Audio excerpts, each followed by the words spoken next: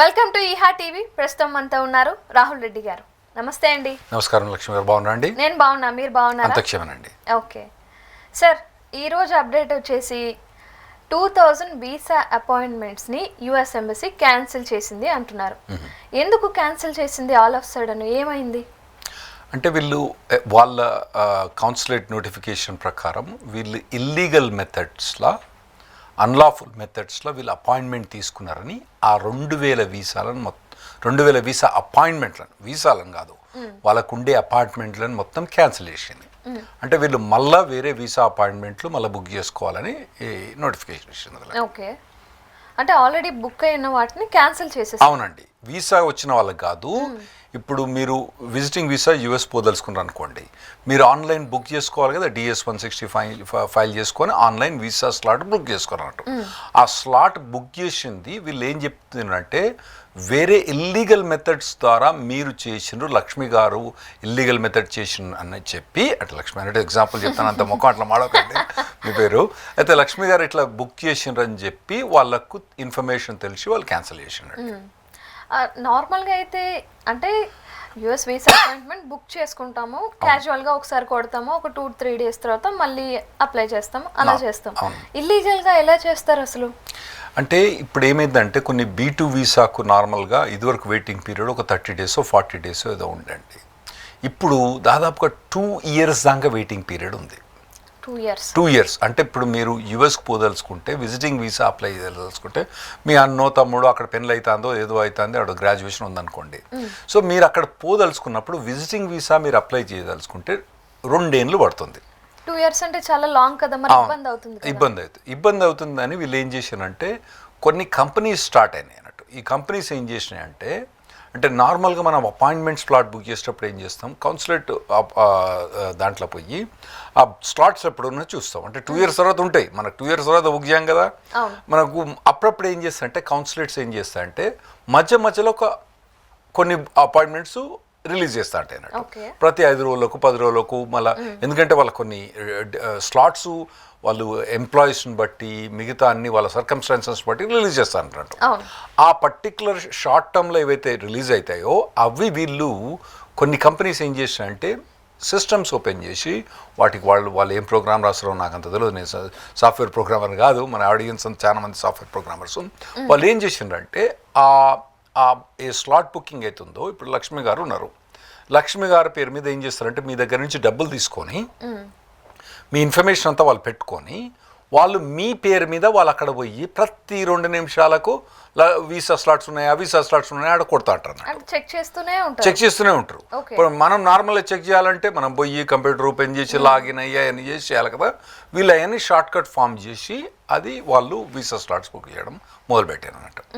దీనికి జనాలు పైసలు పే చేయడం మొదలుపెట్టారు అన్నట్టు. దాంతో వాళ్ళకి లాభం అయింది అన్నట్టు. కాకపోతే కౌన్సిలేట్ అంతకుముందే చెప్పింది అన్నట్టు, ఇటువంటి యాక్టివిటీస్ ఇల్లీగల్, ఇటువంటి చేయకూడదని ఒక 1.5 year ముందే వాళ్ళు అనౌన్స్ చేశారు. ఓకే, అంటే అలా వీసా అపాయింట్మెంట్ బోర్డ్స్ ద్వారా బుక్ చేసుకోవడం ఇల్లీగల్గా ఎలా అవుతుంది? ఇప్పుడు నేను బుక్ చేసుకోవాలి అంటే ఆ నోటిఫికేషన్ అనేది ఎప్పుడు పడుతుంది అనేది నాకు తెలియదు కదా. సో అలాంటప్పుడు ఆ బోర్డ్స్ని యూజ్ చేసుకొని వాళ్ళకి చెప్పి వాళ్ళ ద్వారా చేయించుకున్నట్లు, అది ఇల్లీగల్ ఎలా అవుతుంది? అంటే అట్లా కాదండి, ఇప్పుడు మనం లైన్లో నిల్చున్నాం, ఇక్కడ మీకేమో ఇండియాలో లైన్ కట్ చేయడం అలవాటు, మాకు లేదు. ఇప్పుడు తిరుపతి లైన్ అని ఉంటుంది, లైన్లో ఏముంది, ఫస్ట్ మొదలు పోయినోడు ముందుకు పోయి దర్శనం చేసుకోవాలి. అవును, అయితే ఇప్పుడు ఇల్లీగల్గా అంటే మీరు మధ్యలో ఎవరినో నిల్చోబెట్టి, వాడు దర్శనానికి కోసం పోతలేడు కదా, దర్శనానికి కోసం నిల్చొని పోయి దర్శనం చేసుకుంటాం పర్వాలేదు, వాడు మధ్యలో మీరు నిల్చోబెట్టి మరి మీరు పైసలు పే చేయడం అనేది ఇల్లీగల్ యాక్టివిటీ ఇక్కడ. అంటే మాకు మాత్రం ఇల్లీగల్ యాక్టివ్, మీకు కాదు. ఇప్పుడు చూడండి, తిరుపతి పోండి, అందరినీ ఒక కేజీలో పెడతారు కదా, కేజీలో పెట్టి తర్వాత ఒక్కొక్క కేజీని రిలీజ్ చేస్తా అంటారు కదా. మీరు ఎవరినో పెట్టుకొని అతను తీసేసి నేను పోతా అంటే అది ఇల్లీగల్ కదా, తప్పే కదా అది. ఆ మాదిరే ఇక్కడ కూడా మీరు అట్లా బాట్స్ కానీ కంప్యూటర్ సిస్టమ్ యూజ్ చేసుకొని వేరే ఒకరికి పైసలు ఇచ్చి అట్లా 2 నిమిషాల కోసం కొట్టడం అన్నది మా లెక్క ప్రకారం ఇల్లీగల్. కాబట్టి ఈ వీసాలు రిజెక్ట్ చేశారు. దీన్ని కౌన్సిలేట్ 1.5 year ముందే చెప్పింది అన్నట్టు, ఇటువంటి యాక్టివిటీస్ మీరు చేయకండి, మీకు చేస్తే కాన్సిక్వెన్సెస్ ఉంటాయి అని చెప్పింది. ఈ యాక్టివిటీ ఇల్లీగల్ అని వాళ్ళకి ఎలా తెలిసింది? ఎవరికి? క్యాన్సిల్ చేసేసారు కదా యుఎస్ ఎంబసీ వాళ్ళకి.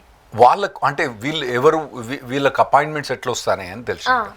అంటే ఇన్ జనరల్ టాక్ ఉంటుందండి, మా ఇమిగ్రేషన్ లాయర్ కూడా మాకు తెలుస్తుంది కదా, జనాలు వచ్చి చెప్తారు కదా, మేము కూడా వీళ్ళతో అప్పుడు మాట్లాడుతూ ఉంటాం, మిగతా వాళ్ళు కూడా వాళ్ళకు కూడా జనరల్ ఇన్ఫర్మేషన్ ఉంటుంది కదా, వాళ్ళకి తెలిసింది అన్నట్టు.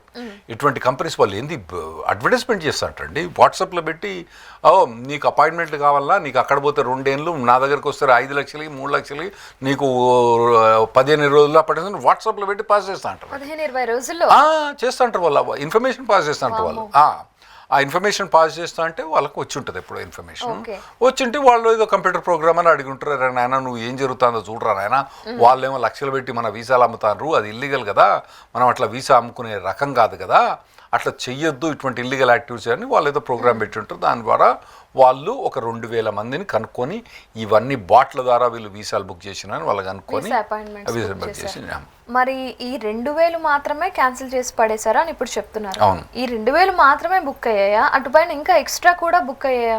ఈ 2000 మటుకు వాళ్ళు క్యాచ్ చేసినండి. ఇప్పుడు అంటే క్యాచ్ అయినవి ఎన్నో ఉండొచ్చు, మనకు తెలియదు. ఇప్పుడు ఇంకా ముందు వాళ్ళు ఏమన్నా క్యాన్సిల్ చేస్తారో నాకు తెలియదండి.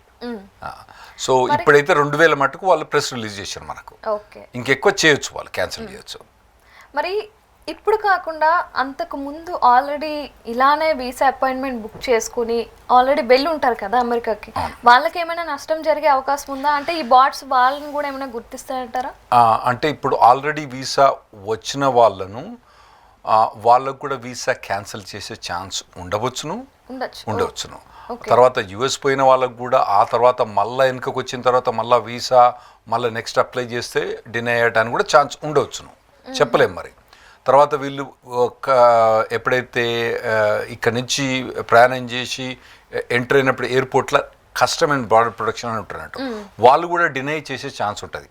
అయితే ఇప్పటి మటుకు మేము ప్రాక్టీస్లో ఉన్నాం కాబట్టి మా దగ్గర ఒక 100 మంది మా లాయర్లో మేము యూఎస్లో ప్రాక్టీస్ చేస్తాం, ఇక్కడ కాదు కాబట్టి ఇప్పటికైతే మాకైతే ఏం ఇన్ఫర్మేషన్ కూడా లేదు, ఎవరిని కూడా డిపోర్ట్ చేసినట్టు కానీ, వీసా ఆల్రెడీ ఇష్యూ చేసిన వాటిని క్యాన్సిల్ చేసినట్టు కానీ, లేదా అంటే మళ్ళీ వచ్చిన వాళ్ళకి ఏమైనా రివర్స్ వచ్చిన వాళ్ళకి ఏమైనా పెనాల్టీ అన్నది మాత్రం ఇప్పటిదాకైతే వాళ్ళు ఏమి చెయ్యలేదు. ఇక ముందు చేస్తారా అంటే మనం చెప్పలేము దీని గురించి. మరి ఏ వీసాలకి ఇల్లీగల్ అపాయింట్మెంట్స్ అనేవి జరుగుతున్నాయి? నార్మల్గా మేము చూసింది B1 B2కు చాలా ఎక్కువ చూసినాం అండి. ఎందుకంటే B1 B2 అపాయింట్మెంట్ 2 years. ఈ వీసా స్లాట్స్ కూడా ఎట్లుంటాయంటే కొన్ని స్లాట్స్ B1 B2కు అలొకేట్ చేస్తారు, కొన్ని స్లాట్స్కి H1కి అలొకేట్ చేస్తారు, కొన్ని స్లాట్స్ H4కి అలొకేట్ చేస్తారు, కొన్ని స్లాట్స్ F1కి అలొకేట్ చేస్తారు అన్నట్టు. అయితే ఈ B1 B2 అన్నది వెయిటింగ్ పీరియడ్ 2 years ఉన్నప్పుడు దీన్ని తట్టుకోలేక చాలా మంది ఇల్లీగల్ మెథడ్స్కు డబ్బులు ఇవ్వడం మొదలుపెట్టినండి. F1 వీసాకు మేము చాలా మట్టుకు అపాయింట్మెంట్స్ తొందరనే దొరుకుతాయి వాళ్ళకు అంత. సో దాంట్లో ఎక్కువ ఫ్రాడ్ అయినట్టుగా మేమేం గమనించలేదు. H1 H4కు వీసా అపాయింట్మెంట్స్ 6 months 7 months ఉన్నది, అది కూడా వాళ్ళకి చాలా కష్టం. 6 months 7 months అంటే వాళ్ళు ఇక్కడికి వచ్చి స్ట్రక్ అయి ఉంటారు, వాళ్ళకి ఏదో పెన్లో ఏదో ఎమర్జెన్సీ వచ్చి ఉంటారు కదా, 6 నెలలు ఉండాలంటే వాళ్ళకు వీలు కుదరక వాళ్ళు ఏం చేసినట్టే కొందరు కూడా ఇటువంటి ఇల్లీగల్ యాక్టివిటీస్ పార్టిసిపేట్ చేసినండి. అయితే వాళ్ళు కొద్దిగా H1 H4 వాళ్ళకు కొద్దిగా ఫైనాన్షియల్ కేపబిలిటీ ఎక్కువ ఉంటుంది కదా, ఎందుకంటే వాళ్ళకు యూఎస్లో జాబ్ చేస్తాను కాబట్టి, డాలర్లో ఎర్న్ చేస్తాను కాబట్టి, ఇక్కడికి వచ్చేవాడికి వీళ్ళు రూపాయలలో ఇచ్చే మటుకు వాళ్ళకు కొద్దిగా వాళ్ళు కూడా కొద్దిగా బాగానే యూజ్ చేసినారు. H1 H4 వాళ్ళు L1 L2 అటువంటి వాళ్ళు కూడా బాగానే యూజ్ చేసినారు. ఎక్కువ మటుకు B1 B2 H1 H4 ఇది ఎక్కువ యూజ్ చేసినట్టు. ఓకే, మరి బాట్ బేస్డ్ వీసా అపాయింట్మెంట్స్ అనేవి హైదరాబాద్లో కూడా ఉన్నాయా? హైదరాబాద్లో కూడా కాదండి, హైదరాబాద్లోనే ఉన్నాయి.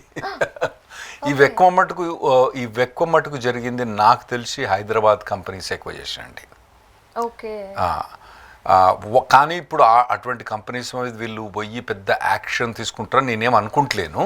కానీ ఇటువంటి బాట్ యాక్టివిటీస్ నాకు తెలిసిన మటుకంటే ఇటువంటి కంప్యూటర్ సిస్టమ్స్ పెట్టి చీట్ చేసి అపాయింట్మెంట్ తీసుకోండి కంపెనీస్ నాకు తెలిసిన మటుకు హైదరాబాద్లో ఎక్కువ ఉన్నాయండి.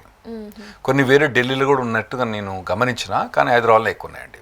ఓకే, మరి ఈ వీసా అపాయింట్మెంట్స్ మీద మన వ్యూవర్స్కి మీరు చెప్పే సజెషన్స్ ఏంటి?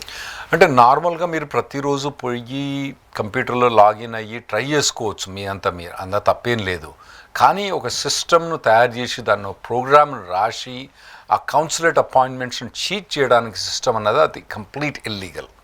అది మీరు చేయకూడదు, మీరు వేరే వాళ్ళకి పే చేసినా వాళ్ళు చేసినా కూడా దాన్ని కాన్స్పిరసీ అంటారు అన్నట్టు. ఇటువంటివన్నీ ఏమైతే అంటే మీకు లాంగ్ టర్మ్లో వాళ్ళు డినై చేయడానికి రైట్ ఉంటుంది. ఇంకోటి ఏంటంటే మీకు లాంగ్ టర్మ్లో వీళ్ళు మొత్తం బార్ చేయడానికి రైట్ ఉంటుంది మీకు. సో ఇటువంటి యాక్టివిస్ట్లో మీరు ఇన్వాల్వ్ కాకండి మీరు ఎప్పుడు కూడా. సో ఇదొక్కటే కాదు, ఇంకోటి కొత్త కొత్తవి వస్తూ ఉంటాయి. ఇది కాకుండా ఇంకో సిస్టమ్ వస్తూ ఉంటుంది. వాటిలో కొన్ని లీగల్ మెథడ్స్ ఉన్నాయి వీళ్ళకు. ఏవి వీళ్ళు లీగల్గా ఇక్కడికన్నా వియట్నాం పోయి వియట్నాంలో వీసా అప్లై చేయడం అన్నది క్లియర్గా కాన్సులేట్ ఏం చేసి డిపార్ట్మెంట్ ఆఫ్ స్టేట్ ఏం చేసిందంటే మీరు అటువంటి పనులు చేసుకోవచ్చు అని క్లియర్గా చెప్పింది మనకు. మన వాళ్ళు ఏం చేశారంటే వియట్నాం పోవడం, వియట్నాం పోగానే మన వాళ్ళు ఏం చేశారు, మళ్ళీ పోగానే జనాలందరూ వియట్నాం పోవడం మొదలుపెట్టారు.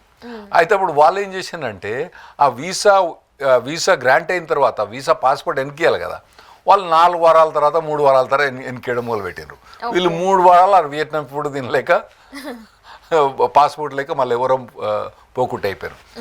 సో కొన్ని లీగల్ యాక్టివిటీస్ ఉంటాయి. మీకు కావాలంటే మీరు అటువంటి లీగల్ యాక్టివిటీస్ మీరు కౌన్సిలేట్ వెబ్సైట్లో చేసుకోవచ్చు. లేదంటే మా కెరియర్ గైడ్కి మీరు రెగ్యులర్గా సబ్స్క్రైబ్ చేస్తే మేము చెప్తా ఉంటాం ఏవేవి లీగల్ ఏవేవి లీగల్ కాదో చెప్తా ఉంటాం. మీ ఇక్కడికి వచ్చినా కూడా మేము గైడ్ చేస్తూ ఉంటాం. అటువంటివి మీరు చూసుకొని అపాయింట్మెంట్ తీసుకోవడం బెటర్. ఏ పని చేసినా కూడా లీగలా కాదా అనేది మీరు ఖచ్చితంగా చేసుకోవాలి. ఇంకోటి ఏమంటే లక్ష్మి గారు, చాలామందికి తెలియదు ఏంటంటే అది నాకు ఇల్లీగల్ అని తెలియదు అంటున్నట్టు. అయితే లాలా అంటే యుఎస్ లా కానీ ఇండియా లా కానీ దీన్ని కామన్ లా ప్రిన్సిపల్స్ అంటున్నట్టు. అందులో నెంబర్ 1 ప్రిన్సిపల్ ఏంటంటే మీకు లా తెలియదన్నది అది మీకు ఎక్స్క్యూజ్ కాదు. ఒప్పుకోరు ఎక్కడ కూడా. యుఎస్లో కూడా ఒప్పుకోరు, ఇండియాలో కూడా ఒప్పుకోరు. లా మొత్తం చదవాలంటే ఎన్ని పుస్తకాలు కావాలంటే దాదాపుగా మనకి ఈ రూమ్ మొత్తం నింపినా కానీ ఆ పుస్తకాలు మన ఇండియన్ లా ఈ రూమ్ మొత్తం నింపినా సరిపోదు, అమెరికా కూడా ఈ రూమ్ వేసినా సరిపోదు. అయినా కూడా ఆ ప్రిన్సిపల్ అన్నది నెంబర్ 1 ప్రిన్సిపల్ అన్నట్టు.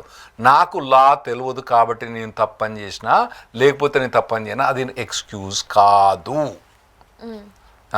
సో అందుకోసం ఏంటంటే ఇటువంటి క్యారియర్ గైడ్ ఇటువంటి మీరు రెగ్యులర్గా వాచ్ చేస్తున్నారంటే మీరు ఆ ఫీల్డ్ ఆ వీసా తీసుకోదలుచుకుంటే, యూఎస్లో ఉండదలుచుకుంటే, గ్రీన్ కార్డ్ దలుచుకుంటే మా లాంటి ఛానల్ సబ్స్క్రైబ్ చేసి మేము రెగ్యులర్గా మేము ఇస్తాం కాబట్టి మీరు వినడం బెటర్. మీరు thank you so much sir. Thank you. చూసారు కదా, ఇది ఇవాల్టి అప్డేట్. ఇలాంటి మరెన్నో అప్డేట్స్ కోసం చూస్తూనే ఉండండి ఈహా టీవీ.